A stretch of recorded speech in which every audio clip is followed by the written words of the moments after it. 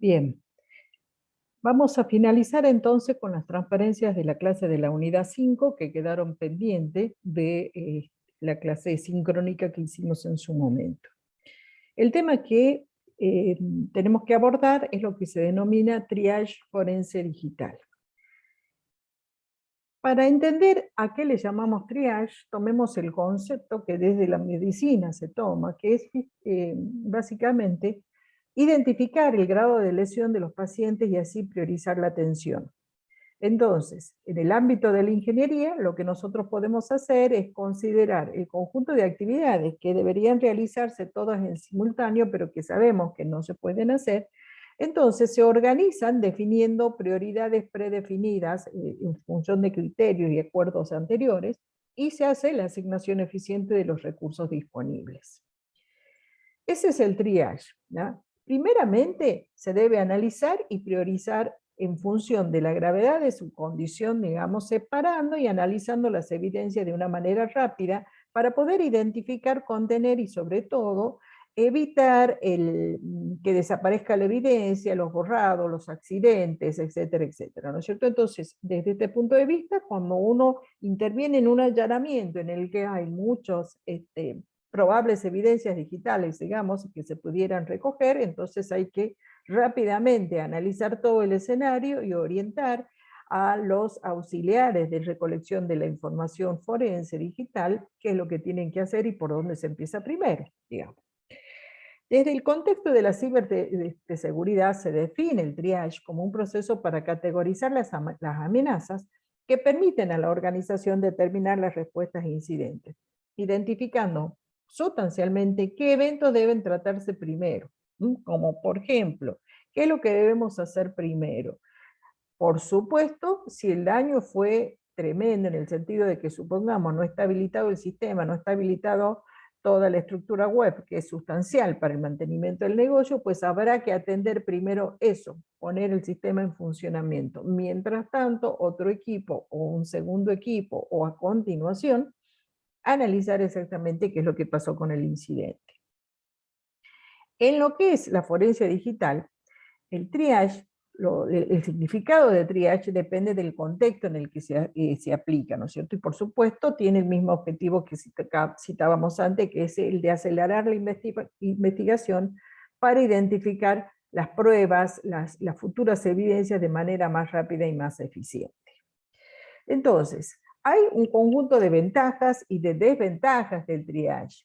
En cuanto a las ventajas, sabemos que la identificación pronta de las pruebas sobre un sistema sospechoso que puede ser complejo, entonces nos ayuda a identificar aquellos datos que no son relevantes para el caso. Y además permite administrar eficazmente la carga de trabajo cuando en realidad se cuentan con pocas personas o con pocos recursos o lo que fuera, entonces hacer una planificación de qué es lo que se va a realizar y definir prioridades es bienvenido. Las desventajas ocurren cuando, si se hace una selección apresurada, corremos el riesgo de perder evidencia que podría ser potencialmente de interés y que no lo vamos a saber, digamos. Por otra parte, las técnicas para hacer el triage forense no son totalmente seguras y por más que uno las defina, las configure a las herramientas de la mejor manera, nunca estamos seguros de que si no vamos a perder evidencia. Pero hoy en día, en las causas en que implica hacer un triage, habitualmente hay muchísima información y de no hacer y de no aplicar técnicas de triage, evidentemente el daño sería peor que si lo aplicamos, digamos. Hay muchas técnicas, ¿no es cierto? Una de ellas consiste en analizar conjuntos de hash para identificar valores de coincidencia. Esto se utiliza mucho en lo que es imágenes de pornografía infantil. También, ¿por qué es esto? Porque existen bases de datos con fotografías de menores, digamos así, que son sujetos a estos delitos, y que esos bancos de datos se ponen a disposición de todas las fuerzas de seguridad de los diferentes países para que se pueda identificar si la imagen que en ese momento estamos analizando es una imagen que está dentro de ese banco, entonces posiblemente se pueda llegar a identificar la red de pornografía que actúa, ¿no? También se puede utilizar para filtrar archivos conocidos, ¿no es cierto? Es decir, para descartar todos los archivos estándares del sistema operativo. O sea, saco todo menos esto que yo sé que estos son los del sistema operativo, con lo cual puedo rápidamente decir esto que es lo habitual en un Windows 10 no tiene sentido que lo recuperemos. Vamos sí a buscar los registros o los artefactos forenses, por ejemplo. La limitación es porque solo sirve mientras el archivo destino no se altere, ¿no es cierto? Es decir, por ejemplo, en los métodos hash, si es que hubo alguna alteración en la propia imagen, por pequeña que sea esta, seguramente va a generar un número hash diferente y ya no lo voy a encontrar en ese banco de datos que decimos. Existe también lo que se llama el hash perceptual, que ayuda a identificar archivos que tienen cierto nivel de similitud en vez de una coincidencia exacta, en la que se manejan porcentajes, ¿no? O sea, este archivo es parecido a este otro en tanto por ciento, 98, 95, etc. Ahora, no es de utilidad cuando lo que se necesita hacer es un análisis semántico del contenido del archivo, ¿no es cierto? O sea, el hash trabaja sobre todo el archivo como si fuera una caja negra, digamos, no analizando el contenido. Entonces tampoco esta técnica es conveniente en casos como esos, en donde nos interesa averiguar cuestiones acerca del contenido, de lo que dice el archivo. Otra técnica es la búsqueda por palabras claves. En ese caso podemos organizar cadenas alfanuméricas relevantes para, en función de eso, a través del propio, la propia instancia, digamos, del sistema operativo para manejarnos en todas las redes directorias, se puede llegar a buscar, o también hay otro software que hacen esa búsqueda, también desde el file system, con toda la estructura de datos y qué sé yo, en función de las cadenas alfanuméricas relevantes, ¿no es cierto? El inconveniente de eso es que puede llevar una cantidad considerable de tiempo, lo que también impacta contra el objetivo del triage, porque yo lo que necesito es justamente averiguar ya por dónde tengo que empezar a trabajar. Es importante contar con un buen diccionario de palabras claves, para lo cual ese diccionario debería definirse previamente antes de empezar a trabajar con ese volumen de datos. Es decir, nosotros interactuando con los abogados, los fiscales en la causa, leyendo el expediente y demás, podríamos llegar a definir las palabras claves que sabemos que van a condicionar la búsqueda de la evidencia. Por supuesto que esa selección también tiende a ser subjetiva, con lo cual es probable que si nosotros solo hiciéramos esa identificación del diccionario sin consultarlo con los abogados o los fiscales, quede alguna evidencia sin recolectar. Esto implica un trabajo en equipo, no hay otra forma, pero aún trabajando en equipo no garantiza de ninguna manera que se va a recolectar toda la evidencia que realmente existe dentro de eso. Eso no hay manera de saberlo. Por otra parte, si lo que encontramos son archivos compuestos, comprimidos, etcétera, ¿no es cierto? O de los que en función de los algoritmos de búsqueda no puede verificar el contenido internamente, entonces evidentemente esa evidencia también se va a perder. Entonces, las técnicas de triage ayudan, por supuesto, cuando tenemos un gran volumen de datos, muchos dispositivos para buscar evidencia, sobre todo cuando tenemos que hacer un barrido, digamos, o una recolección in situ de evidencia en caliente, entonces más vale que utilicemos algunas de estas herramientas triage, las que les indico acá, las más comunes, las más usuales, digamos. Hay también metodologías propias para el triage, porque este es un tema que da que hablar, digamos. O sea, todo lo que es triage forense digital se está incorporando hoy como mecánica tradicional, digamos, de los analistas forenses, porque cada vez son más los contextos en donde abunda la evidencia digital. Entonces ya no es que nos llaman para hacer, supongamos, una pericia sobre un teléfono celular o sobre un mensaje de WhatsApp. Ya tenemos que hacer sobre todo los soportes o los dispositivos que utiliza una persona o que utiliza la organización. Entonces, el volumen de datos a revisar, analizar, etcétera, suele ser importante. De allí que surgen estas metodologías, estas que le pongo acá, la metodología de triage ciberforense en campo, que se llama, define todas las características de hacer un análisis in situ de los sistemas informáticos. Entonces, ¿qué es lo que prioriza este modelo? Primero, encontrar evidencia utilizable de manera inmediata. identificar a las víctimas en riesgo de manera urgente en caso de que fuera una situación en donde hay personas en riesgo, guiar la identificación, la investigación en curso, perdón, es decir, qué es lo que hace cada uno de las personas que va recolectando la información. Alguien tiene que dirigir todo ese equipo de trabajo, identificar los posibles cargos o, digamos, mm, probables causas, delitos, etcétera, que se identifiquen allí, cargos en cuanto a personas involucradas, en cuanto a tipos de delitos, etcétera, y evaluar también el peligro del delincuente para la sociedad. A veces no lo tenemos al delincuente ahí presente en el allanamiento, sino que sabemos que es un usuario que está interactuando a través de Internet y que no lo tenemos de manera para detenerlos ahí en ese mismo momento, sino que tenemos que ir a buscar métodos para poder identificar su grado de peligrosidad. Entonces, esta metodología lo que dice es, tiene que haber una inteligencia previa, por supuesto, esta inteligencia previa que habitualmente la tienen quienes hacen la investigación criminalística, es decir, las fuerzas de seguridad, el fiscal, todos ellos tienen una inteligencia previa respecto de lo que se quiere hacer, que deberán compartirla con el analista forense para que él entienda qué es lo que se está buscando. Y allí se identifican tres cosas: lo que se sabe, lo que no se sabe y lo que se desea conocer. Eso es sustancial. Ubicarnos respecto de lo que ya sabemos, bueno, esto lo tenemos. Lo que no sabemos y nos interesa también, ¿no es cierto? O sea, esos dos aspectos son las cosas que más interesan. También tenemos que poder identificar lo que seguramente no nos va a interesar, ¿no es cierto? Como, por ejemplo, si nosotros estamos analizando un teléfono celular por una causa de fraude, digamos así, no nos va a interesar toda la información respecto de cuestiones familiares del acusado, por así decir, ¿no es cierto? Que se comunica con la hija, con la mamá, etcétera, etcétera. Entonces, ahí uno ya empieza a sectorizar la información y decir a dónde tenemos que ir a buscar y qué tipo de información necesitamos.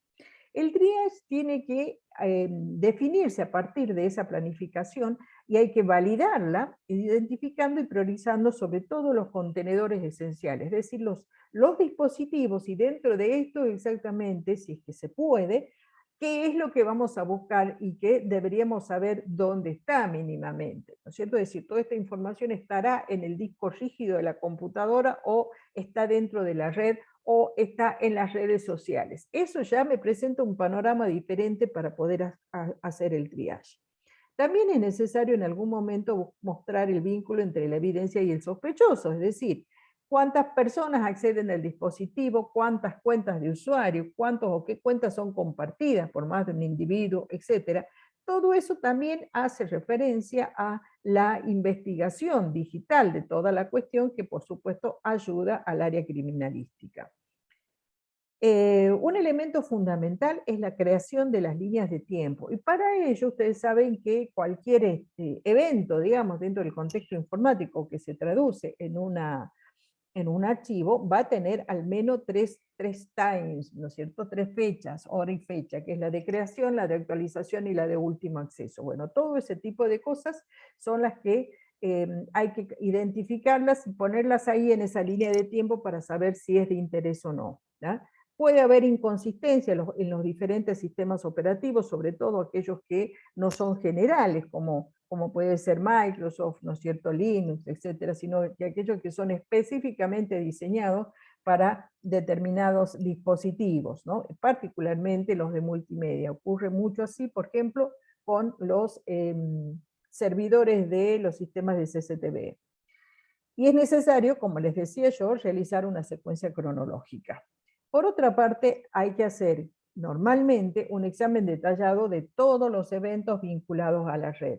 Es decir, deberíamos poder considerar qué nos interesa, ¿no es cierto? El uso que este usuario hizo sobre las redes sociales, sobre las aplicaciones, sobre aplicaciones bancarias, consultas de páginas web, etcétera. Todo eso también, si podemos previamente tenerlo definido, ayuda muchísimo para después hacer el triage y organizarlo debidamente. También hay que ajustar el examen al caso, es decir, ¿con esto qué queremos decir? Tenemos que identificar la pertinencia y la importancia de esa evidencia que nosotros tenemos ya previamente seleccionada hasta este punto para ver cuánto es que sostiene, aporta o fundamenta el caso. Y aquí, obviamente, se pone, digamos, en evidencia la experiencia, conocimiento y habilidad del analista forense. No es fácil guiar un triage. Esto normalmente se trabaja en equipo y son experiencias que la gente se va capacitando una y otra vez mientras va realizando estas tareas, ¿no? Va creciendo en sus propias competencias, digamos, para abordar este tipo de investigaciones. Esta es otra metodología llamada triage forense de razonamiento basado en casos, que tiene la característica de, por ejemplo, definirse como si fuera un modelo de casos, es decir, todos los casos de pedofilia significa que se realizan esta y este tipo de acciones que generan este y este tipo de archivos, los cuales habitualmente en tal porcentaje, ¿no es cierto?, quedan almacenados aquí y allá y allá. Es decir, se arma una estructura estándar de cómo habitualmente se resguardan, digamos, o se realizan todas las comunicaciones entre estos grupos delictivos, para que, sabiendo que en el siguiente caso que responde este modelo, sea más fácil llegar directamente a esos directorios y esos lugares, ¿verdad? Entonces se arma lo que se llama un shell de cada evidencia, ¿no es cierto? Es decir, cómo es que queda conformado todo eso desde el punto de vista de la ruta de acceso, los directorios, etcétera, y lo que se hace es una calificación de relevancia respecto de eso. Imagínense que esto significa que hay un equipo de gente abocada a tomar el historial de cada uno de estos casos y transformar ese triage en un modelo, ajustar el modelo para la próxima vez que ocurra. Así que también significa un esfuerzo muy grande que habitualmente quienes actuamos como peritos independientes, digamos, no lo podemos hacer. Lo sustancial de esta técnica, que está muy buena la propuesta, es conformar una base de conocimientos sobre todo eso y que permita a partir de allí una inferencia estadística. Pero obviamente esto es un esfuerzo que se realiza desde las propias instituciones de seguridad y que nosotros los que estamos en el ámbito privado no solemos generarlo, ¿no es cierto? Estamos más abocados a la realización de la actividad de día a día, digamos. Hasta aquí entonces lo que sería el triage, que es otro método de poder ir midiendo de qué manera priorizamos la evidencia cuando esta es mucha. Hablemos ahora de la cadena de custodia. Sobre la cadena de custodia hemos hablado, creo que desde la primera unidad de este curso, así que vamos a tratar de cerrar los conceptos que ustedes ya intuitivamente han ido obteniendo a partir de ello. Hay muchas definiciones. La primera dice esto: conjunto de medidas que deben adoptarse a fin de preservar la identidad e integridad de los objetos o muestras que pueden ser fuente de prueba de hechos criminales. Ese es el concepto general de cualquier cadena de custodia, sea esta de pruebas materiales o de pruebas digitales. Consiste en un informe detallado que documenta la manipulación y el acceso a las pruebas objeto de la investigación. O sea que es un registro de qué es lo que, digamos, quiénes han ido trabajando sobre esa evidencia. Esto que le muestro aquí es un documento general, es un ejemplo de cómo puede ser el documento de cadena de custodia, ¿no? Un modelo. Si vemos, este documento lo que tiene es un encabezado en donde están todos los datos referidos a la causa, al departamento policial correspondiente, la carátula, si hay una víctima, un imputado, etcétera, etcétera. Todos los datos que permitan identificar la causa en la cual luego esta prueba se va a sumar, ¿no? Se va a incorporar. Datos de la muestra, código, número de rótulo. Acá nosotros podemos describir todo lo que creamos que sea necesario, modelo, por ejemplo, del celular, modelo y marca, si tiene funda, si está con el cable de alimentación o no, todo lo que a nosotros nos parezca que es pertinente para decir, esto es el elemento que se está secuestrando, un soporte que contiene una probable evidencia, ¿ya? También se puede indicar si es frágil o no frágil, de dónde se obtuvo, es decir, cuál es el lugar de la toma o identidad de la muestra. Nosotros allí podríamos colocar, en los casos que corresponda, el número hash, Y fíjense en que acá se arma el primer eslabón de la cadena de custodia, que la conforma el perito que justamente hizo la recolección de esa evidencia digital en este caso. Entonces se indican los datos personales, la firma, fecha y hora, y si corresponden todas las observaciones del caso. A partir de allí, sucesivamente se van registrando registros, se van realizando, perdón, registros sobre esa cadena de custodia, de esa evidencia, mediante la indicación de fecha, hora, quién es el que solicitó esa prueba para poder trabajarla, de qué dependencia es, etc. Y fíjense en que allí es responsable de la cadena de custodia. Es decir, si yo como perito voy al área de depósito del Poder Judicial y digo, mire, necesito la prueba identificada como tal cosa de la causa tal, que es un celular de estas características, me lo entregan, yo firmo acá esta cadena de custodia, quiere decir que a partir de ese momento y hasta que devuelva la prueba, yo soy responsable de mantener la integridad de dicha prueba. Entonces, es muy importante este registro porque si yo después devuelvo el teléfono roto, el teléfono con los datos borrados o lo que fuera, bueno, pues la siguiente persona que tenga que acceder a esta información y no la encuentre como tiene que ser, pues justamente me pedirán a mí cuentas respecto de qué es lo que pasó, ¿ya? Por eso es muy importante que supongamos que nosotros estamos actuando sobre ese dispositivo y ocurre algún accidente de que se rompe la pantalla, o por ejemplo ocurre mucho con los CD, ¿no es cierto? Los CD por ahí, en las lectoras nuevas, si el CD es viejo, la velocidad termina partiendo el CD o, digamos, haciendo una rajadura, digamos así, partiendo parcialmente el CD, rompiendo el plástico, lo cual después lo hace ilegible. Bueno, pues eso, de esas situaciones nosotros tenemos que informarlas de inmediato, porque obviamente no son cuestiones ex profeso, sino que forman parte de nuestra propia actividad, y debemos indicarlas para poner justamente en resguardo, salvaguardar nuestra profesionalidad respecto de lo que estamos haciendo, ¿verdad? No hay un único protocolo de cadena de custodia.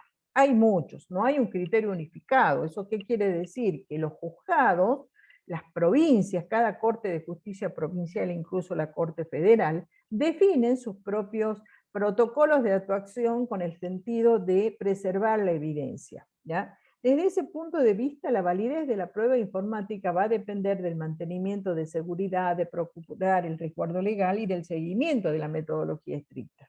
Muchas veces nosotros nos encontramos con que los protocolos de cadena de custodia no consideran las características propias de la evidencia digital, porque justamente están pautados para lo que es resguardo de prueba cuando ésta es material, no cuando es digital. Así que hay que hacer algunos ajustes, adaptaciones y demás, en función, por supuesto, de lo que nosotros ya traemos de nuestra propia profesión, que son las cuestiones relativas a la seguridad informática y a las buenas prácticas. Hoy me quedó acá ya la última transparencia. Bueno, ¿qué más les quería comentar respecto de esto? Que definida la cadena de custodia, van a ver ustedes allí en lo que es el material que les dejé en el aula, un documento respecto de cuáles son las cuestiones que le competen a los expertos informáticos cuando tienen que trabajar en una situación de allanamiento. Les recomiendo que lean ese artículo porque les va a servir de mucha utilidad si ustedes después en algún momento quieren trabajar como peritos. Eso que es una normativa a nivel nacional es la primera, es la última, no la primera, perdón, es la última, creo que generó en diciembre del año 2021, es lo más actualizado que tenemos respecto de estas cuestiones y es un buen elemento de análisis. Hasta aquí entonces la clase del día de hoy. Muchas gracias por su atención.